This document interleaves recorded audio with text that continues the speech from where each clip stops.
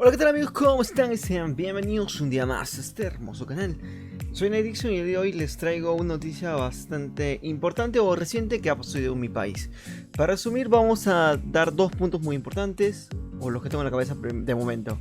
Uno es de que el participante de un programa que hasta hace 2 años fue bastante criticado como Esta es Guerra, fue el pontífice de una agresión hacia su pareja actual. Vale, lo malo actualmente no es que sea el conflicto reciente, sino es que es un maltrato que ya viene hace mucho tiempo.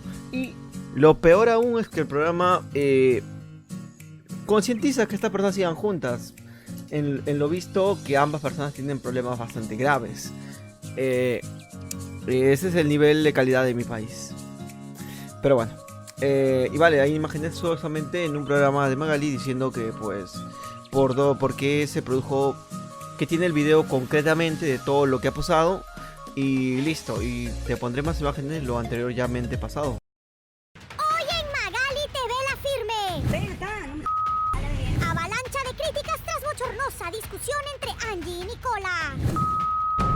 Y mientras ambos responden a través de sus redes sociales, aparece un nuevo y revelador video de la misma noche de la discusión. Como se digo, Nicola Porchela o este personaje es bastante agresivo. Ya ha tenido bastantes encuentros así de esta manera, pero como te digo, el programa alega de que todo está bien y siempre todo va a estar normal, cuando realmente verás ver un trato, un alcance judicial y también un alcance para que un psiquiatra para ambas personas. Y listo, tío, eso es lo que ha salido hace poquito. Tú juzga, intenta entender lo que está pasando, soluciones, y en fin, solo te doy la noticia de una manera